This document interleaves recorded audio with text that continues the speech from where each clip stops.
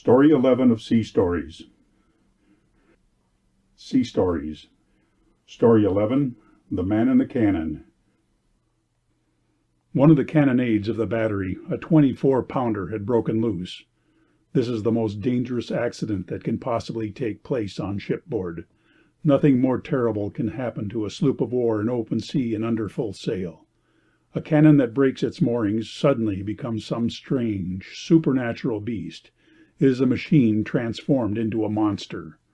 That short mass on wheels moves like a billiard ball, rolls with the rolling of the ship, plunges with the pitching, goes, comes, stops, seems to meditate, starts on its course again, shoots like an arrow from one end of the vessel to the other, whirls around, slips away, dodges, rears, bangs, crashes, kills, exterminates. It is a battering ram capriciously assaulting a wall. Add to this the fact that the ram is of metal, the wall of wood. It is matter set free, one might say. This eternal slave was avenging itself. It seemed as if the total depravity concealed in what we call inanimate things had escaped, and burst forth all of a sudden. It appears to lose patience, and to take a strange, mysterious revenge. Nothing more restless than this wrath of the inanimate. This enraged lump leaps like a panther. It has the clumsiness of an elephant, the nimbleness of a mouse, the obstinacy of an axe, the uncertainty of the billows, the zigzag of the lightning, the deafness of the grave. It weighs 10,000 pounds, and it rebounds like a child's ball. It spins, and then abruptly darts off at right angles. And what is to be done? How put an end to it? The tempest ceases, a cyclone passes over, a wind dies down, a broken mast can be replaced, a leak can be stopped, a fire extinguished. But what will become of this enormous brute of bronze? How can it be captured? You can reason with a bulldog, astonish a bull, fascinate a boa, frighten a tiger, tame a lion, but you have no resource against this monster. A loose cannon. You cannot kill it. It is dead, and at the same time it lives. It lives with a sinister life which comes to it from the infinite. The deck beneath gives it full swing. It is moved by the ship, which is moved by the sea, which is moved by the wind. This destroyer is a toy. The ship, the waves, the winds, all play with it. Hence its frightful animation. What is done with this apparatus? How fetter this stupendous engine of destruction? How anticipate its comings and goings, its returns, its stops, its shocks? Any one of its blows on the side of the ship may stave it in. How foretell its frightful meanderings?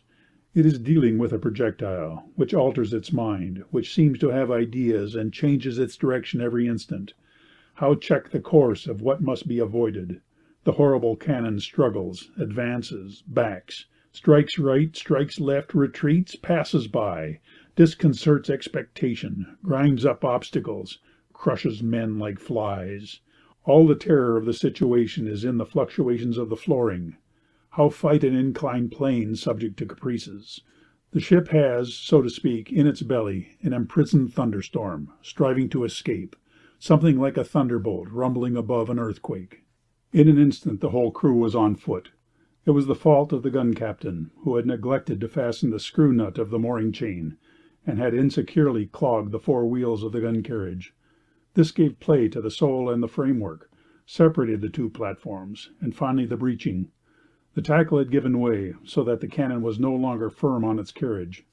The stationary breeching, which prevents recoil, was not in use at this time. A heavy sea struck the port. The carronade, insecurely fastened, had recoiled and broken its chain, and begun its terrible course over the deck. To form an idea of this strange sliding, let one imagine a drop of water running over glass. At the moment when the fastenings gave way, the gunners were in the battery. Some in groups, others scattered about, busied with the customary work among sailors getting ready for a signal for action. The carronade, hurled forward by the pitching of the vessel, made a gap in this crowd of men and crushed four at the first blow.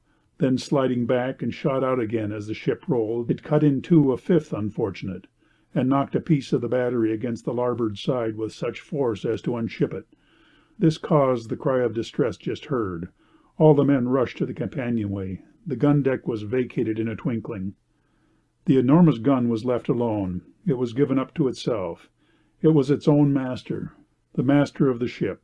It could do what it pleased. This whole crew, accustomed to laugh in time of battle, now trembled. To describe the terror is impossible.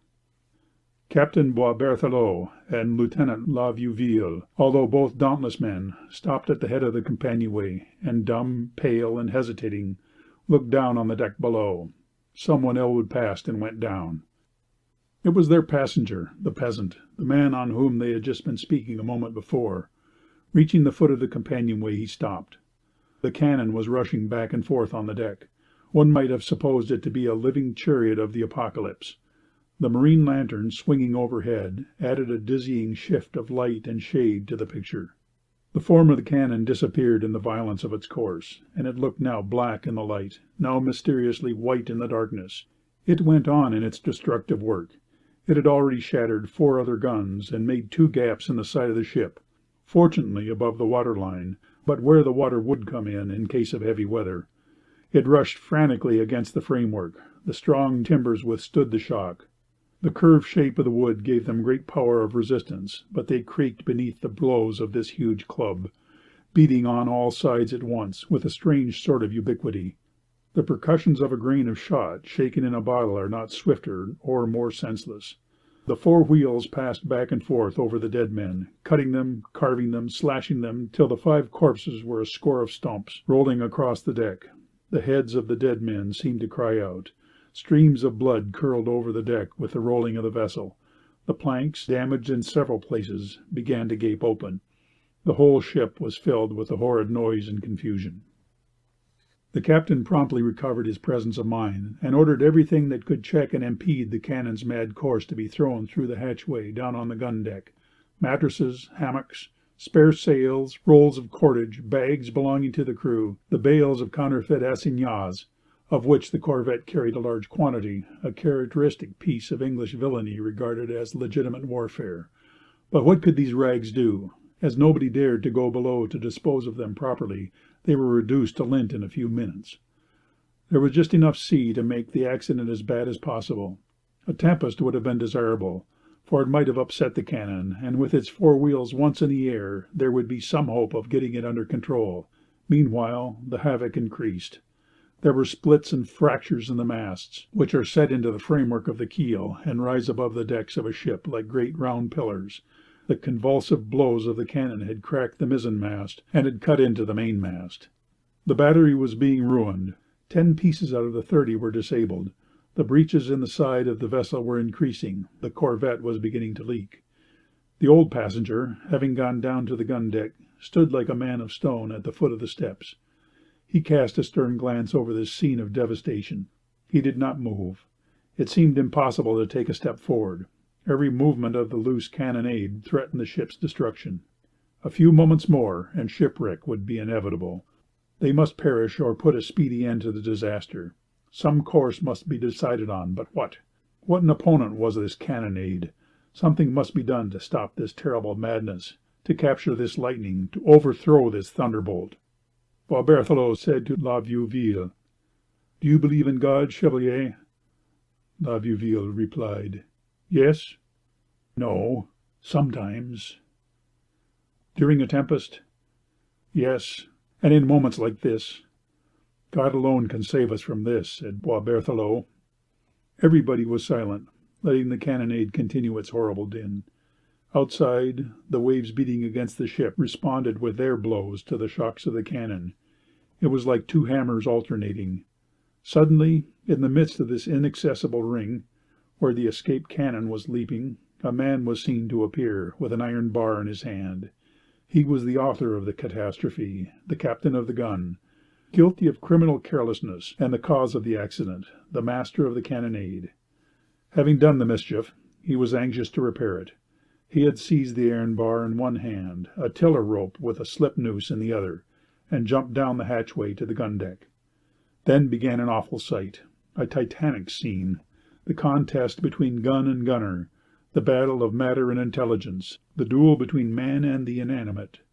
The man stationed himself in a corner, and with bar and rope in his 2 hands, he leaned against one of the riders, bracing himself on his legs, which seemed 2 steel posts, and livid, calm, tragic. As if rooted to the deck, he waited.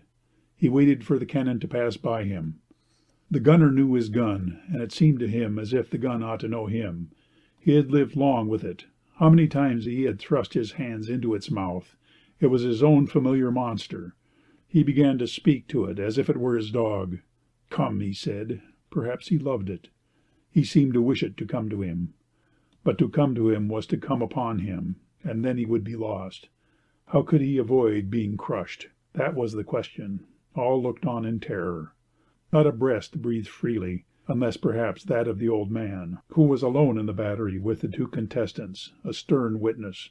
He might be crushed himself by the cannon. He did not stir. Beneath them the sea blindly directed the contest.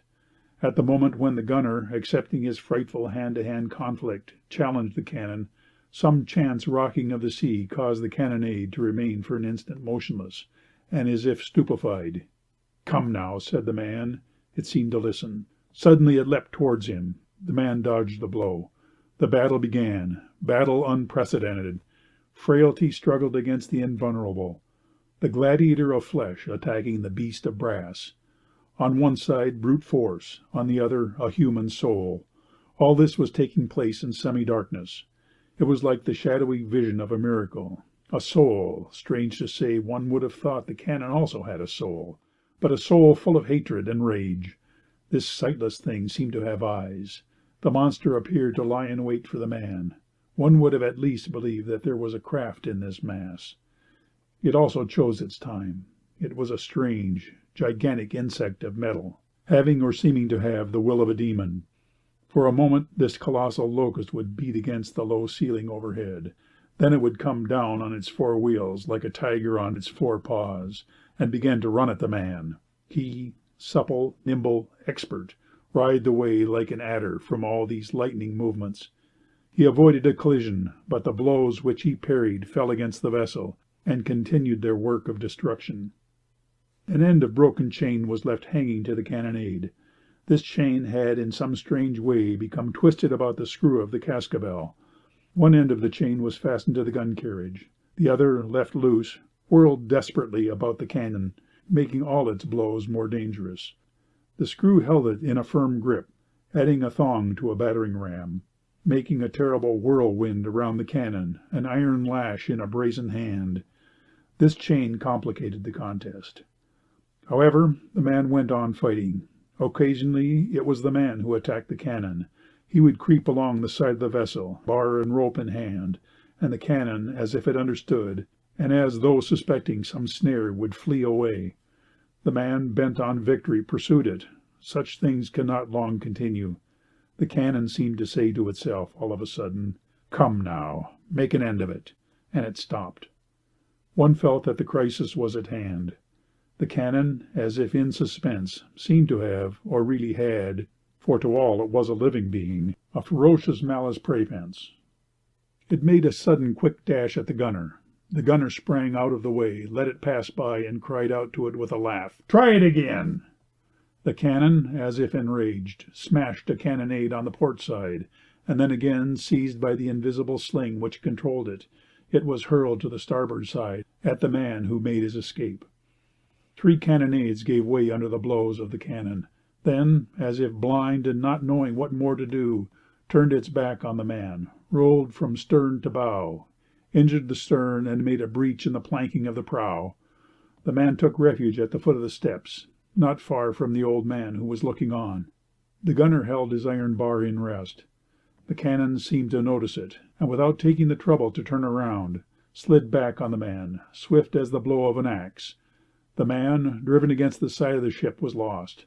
The whole crew cried out with horror, but the old passenger, till this moment motionless, darted forth more quickly than any of this wildly swift rapidity. He seized a package of the counterfeit assignats, and at the risk of being crushed, succeeded in throwing it between the wheels of the cannonade. This decisive and perilous movement could not have been made with more exactness and precision by a man trained in all the exercises described in Durosell's Manual of Gun Practice at Sea. The package had the effect of a clog. A pebble may stop a log. The branch of a tree turn aside an avalanche. The cannonade stumbled. The gunner, taking advantage of this critical opportunity, plunged his iron bar between the spokes of one of the hind wheels. The cannon stopped. It leaned forward. The man, using the bar as a lever, held it in equilibrium. The heavy mass was overthrown, with the crash of a falling bell, and the man, rushing with all his might, dripping with perspiration, passed the slip noose around the bronze neck of the subdued monster. It was ended. The man had conquered. The ant had control over the mastodon. The pygmy had taken the thunderbolt prisoner. The mariners and sailors clapped their hands. The whole crew rushed forward with cables and chains, and in an instant the cannon was secured. The gunner saluted the passenger. "Sir," he said, "you have saved my life." The old man had resumed his impassive attitude, and made no reply. End of Story 11.